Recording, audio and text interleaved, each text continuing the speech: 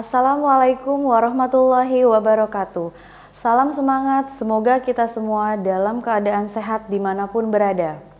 Selamat berjumpa kembali dalam Ujar, Unpam Mengajar. Saya Fauziah Septiani, dosen program studi manajemen S1, Fakultas Ekonomi dan Bisnis yang akan menemani Anda sekalian dalam mempelajari materi pada mata kuliah Sistem Informasi Pemasaran. Pada pertemuan kali ini, materi utama yang akan kita pelajari adalah ruang lingkup pemasaran. Pada pertemuan kali ini akan dijelaskan mengenai ruang lingkup pemasaran dan apa saja yang tercakup dalam riset pemasaran dan riset pemasaran dalam suatu pengambilan keputusan. Materi ini akan disajikan sampai 30 menit ke depan. Jadi, jangan sampai terlewatkan. Tonton terus di Sasmita Jaya TV, berbagi untuk negeri.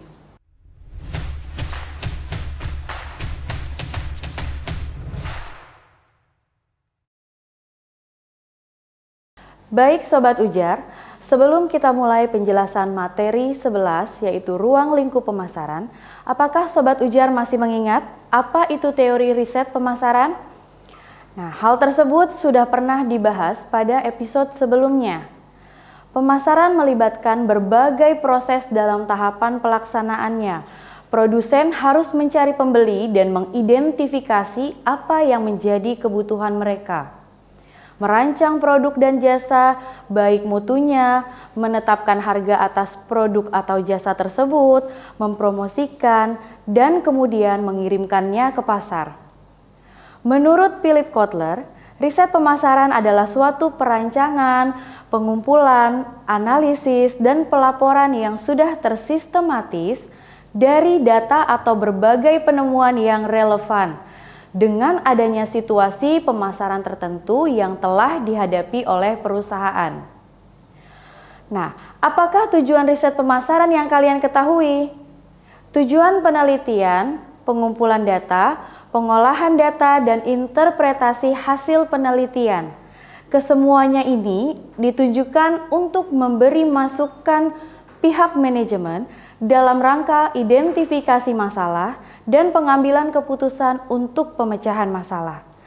Tindakan yang sistematis adalah tindakan yang dilakukan secara teratur dan konsisten, didasarkan atas kegiatan-kegiatan ilmiah, serta bukan dapat dibuktikan kebenarannya.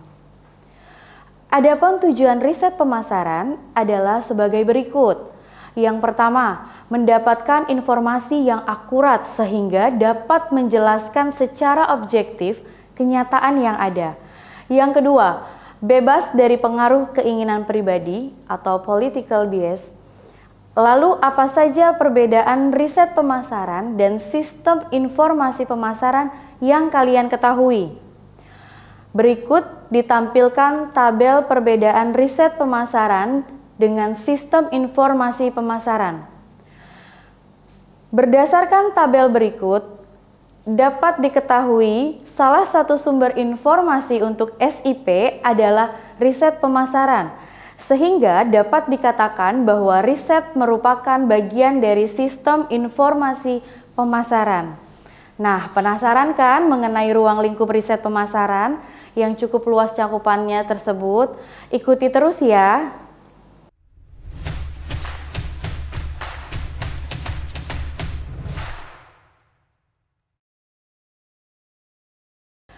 Baiklah sahabat Ujar, berdasarkan penjelasan ruang lingkup riset pemasaran sebelumnya, maka kita perlu ketahui mengenai ruang lingkup riset pemasaran yang cukup luas cangkupannya. Setelah itu, perlu mengetahui juga masalah dan kegunaan riset pemasaran dalam sebuah perusahaan. Kita bahas yang pertama, yaitu 4 kategori dalam riset pemasaran. Ruang lingkup riset pemasaran sebenarnya cukup luas, di mana riset pemasaran terbagi menjadi 4 kategori. Yang pertama, tujuan analisis pengukuran pasar adalah memperoleh data-data kuantitatif tentang permintaan potensial, yaitu seberapa banyak produk tertentu dapat terjual kepada pangsa pasar individual, selama satu periode yang akan dating dan menuntut penerapan metode pemasaran yang layak. Data-data ini berkaitan dengan potensi pasar, potensi penjual, atau kombinasinya. Potensi pasar sendiri itu adalah kesempatan penjual di mana semaksimal mungkin yang terbuka bagi perusahaan tertentu yang menjual barang atau jasa dalam satu periode yang akan datang. Data-data pengukuran pasar sangat berguna, terutama untuk perencanaan keseluruhan strategi pemasaran. Yang kedua, bagian riset pemasaran memusatkan perhatiannya pada pengaruh faktor yang terkendali, yaitu produk, distribusi, promosi, dan harga. Manajemen mempergunakan analisis faktor yang terkendali untuk menilai keefektifan produk yang sedang beredar, kebijakan dan praktek distribusi, promosi dan penentuan harga untuk merancang kebijakan yang akan datang. Banyak perusahaan sering melakukan analisis keefektifan periklanan dan alat-alat promosi lain, wiraniaga individual, metode penjualan, dan rencana kompensasi penjualan. Yang ketiga, kebanyakan perusahaan lebih menekankan analisis posisi persaingan produk mereka sendiri yang lebih banyak daripada sifat dan dampak kegiatan persaingannya.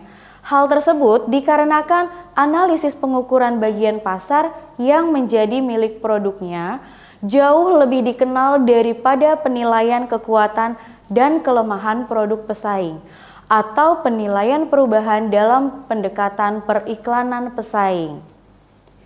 Sebagian besar perusahaan dapat mengambil manfaat mereka bisa lebih banyak melakukan analisis jenis intelijen, yaitu analisis yang dirancang secara khusus untuk menyelami praktek dan kebijakan pemasaran para pesaingnya.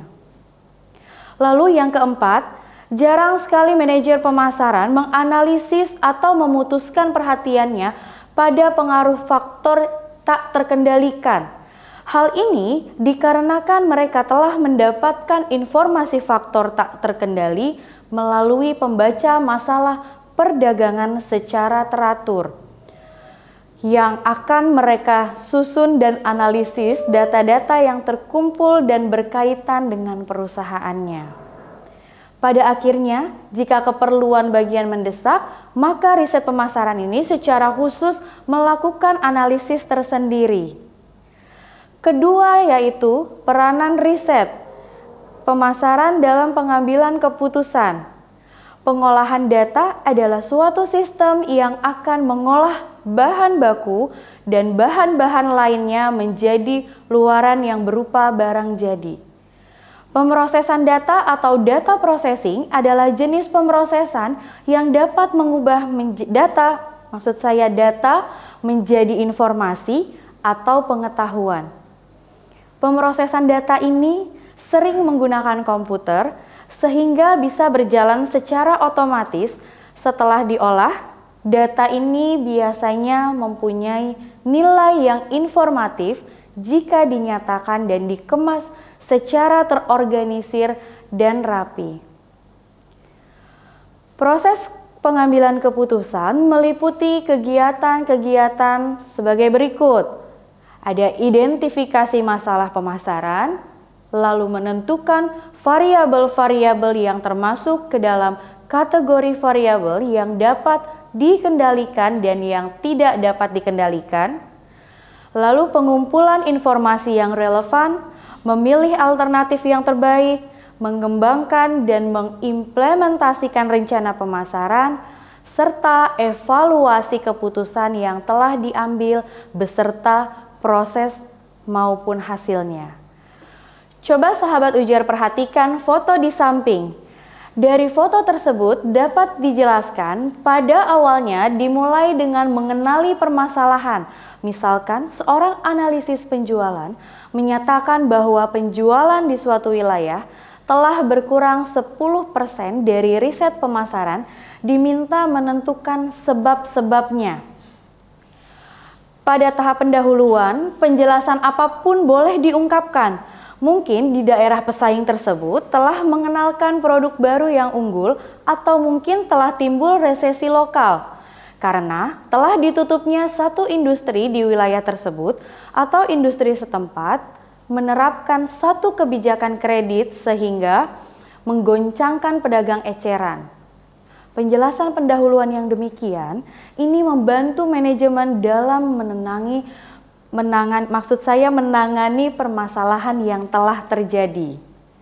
Apa yang seharusnya diperbuat sehubungan dengan permasalahan ini? Itulah pertanyaan yang harus dijawab oleh manajemen pemasaran. Dalam menjawab pertanyaan tadi, manajemen pemasaran meminta bantuan bagian riset pemasaran. Pemikiran yang kreatif dari bagian riset dapat membantu pengembangan penyelesaian alternatif atas masalah yang sedang dihadapi oleh perusahaan. Dengan bantuan bagian riset ini, dapat lahir keputusan seperti untuk menyaingi produk pesaing, perusahaan harus menurunkan harga, atau memodifikasi produk untuk mempergunakan bauran masukan-masukan ini. Menjawab hasil apa yang dapat diharapkan, bagian riset pemasaran dituntut untuk mengumpulkan dan menganalisis informasi tambahan yang terinci tentang faktor-faktor yang mempengaruhi masalah, yaitu faktor-faktor yang tidak terkendali dan situasi persaingan. Pada akhirnya, manajemen pemasaran sampai pada tahap pengambilan keputusan dan mengambil tindakan apa saja yang perlu untuk melaksanakan keputusan tersebut. Sekali lagi, bagian riset pemasaran diminta untuk menyediakan data-data evaluasi yang dibutuhkan untuk kepentingan manajemen pemasaran.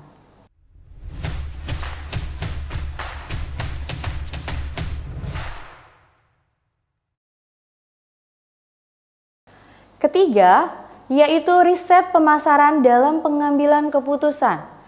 Riset pemasaran memainkan dua peranan kunci dalam sistem informasi pemasaran, yaitu riset tersebut merupakan bagian dari proses umpan balik intelijen pemasaran yang menyediakan data-data tentang keefektifan bauran pemasaran saat ini dan memberikan wawasan untuk perubahan yang diperlukan kepada para pengambil keputusan. Lalu, riset pemasaran merupakan alat utama dalam menelusuri peluang baru di pasaran.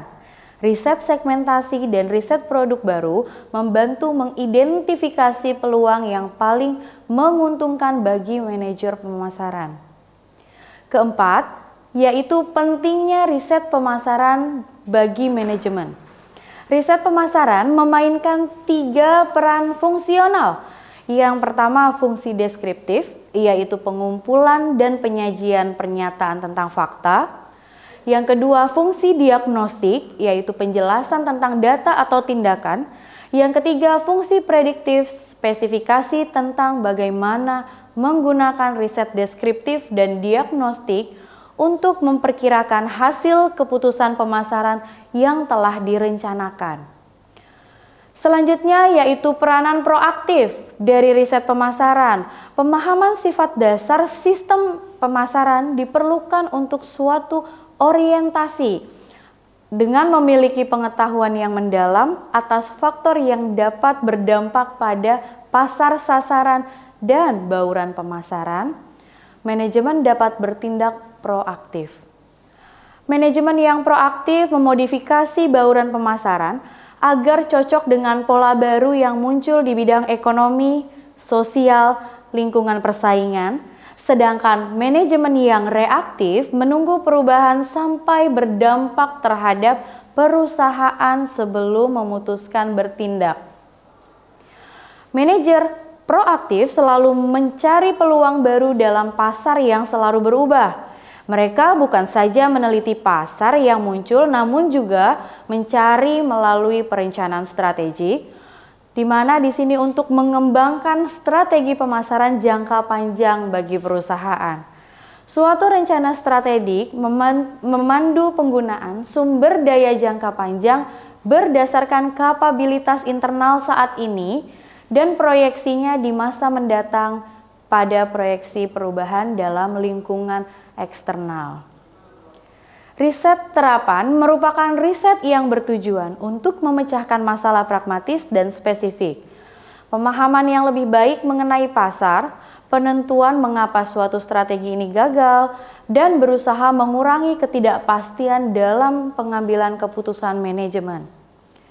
Riset dasar merupakan riset yang dimaksudkan untuk memperluas pengetahuan dan bukan untuk memecahkan masalah pragmatis dan spesifik. Keenam, yaitu proses riset pemasaran. Proses riset pemasaran adalah kegiatan atau tahap yang dilakukan dalam melaksanakan riset pemasaran. Kegiatan ini meliputi identifikasi masalah, merumuskan kerangka teori, formulasi desain riset, kegiatan lapangan dan pengumpulan data, persiapan dan analisis data, serta pembuatan laporan dan presentasi hasil penelitian. Riset pemasaran ini sering menjadi tanggung jawab dari sebuah bagian atau departemen sendiri dalam perusahaan, yaitu bagian riset pemasaran. Adapun kegiatan-kegiatan yang termasuk dalam riset pemasaran antara lain riset pasar dan penjualan. Riset pasar dan penjualan yaitu mengukur potensial pasar, menganalisis luar pasar,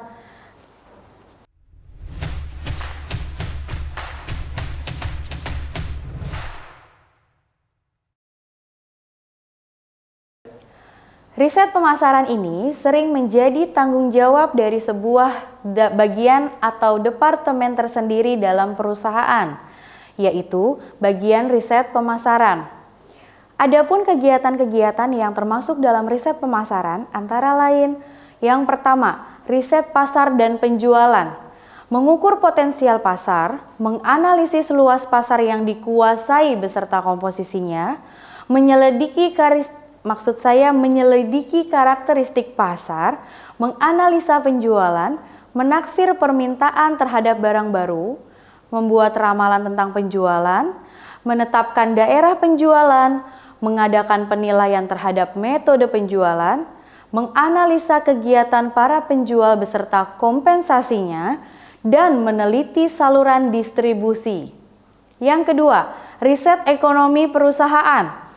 Mengadakan peramalan jangka pendek atau sampai dengan 1 tahun, mengadakan peramalan jangka panjang lebih dari 1 tahun, menyelidiki perkembangan perusahaan, lalu menyelidiki kebijaksanaan harga, menyelidiki lokasi gudang dan lokasi pabrik, menyelidiki ekspor dan kegiatan internasional lain, serta menyelidiki kegiatan karyawan perusahaan. Yang ketiga, riset periklanan. Riset periklanan termasuk dalam penelitian terhadap motivasi, penelitian terhadap media advertising, meneliti keefektifan advertising, meneliti kegiatan periklanan dan praktik penjualan pesaing. Selain kegiatan-kegiatan tersebut, sebenarnya masih ada beberapa kegiatan riset pemasaran lainnya. Namun, terlalu banyak untuk disebutkan di sini. Dari sekian kegiatan riset pemasaran yang ada, yang paling banyak dilakukan adalah yang pertama penelitian karakteristik pasar, lalu pengukuran potensi pasar, analisa market share, dan analisa penjualan. Nah, sekarang apa guna dari adanya riset pemasaran? Riset pemasaran bagaikan mata dan telinga bagi pemasar di perusahaan, di mana untuk mengetahui bagaimana pandangan konsumen terhadap produk dan layanan perusahaan. Selain itu, riset pemasaran juga bisa menghasilkan ukuran-ukuran yang menjadi patokan seberapa besar performa produk dan layanan dibandingkan dengan pesaing-pesaing, yang juga mengukur secara tepat target serta strategi yang akan disusun agar tidak merugikan perusahaan.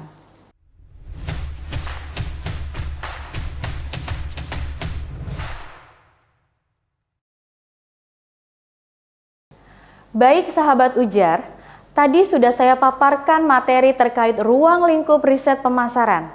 Sekarang, supaya pemahaman kalian lebih dalam, saya punya pertanyaan. Coba kalian jelaskan 4 kategori di dalam ruang lingkup riset pemasaran. Nah, sahabat ujar, silahkan kalian diskusikan ya, agar bisa teringat terus apa yang tadi sudah kita bahas.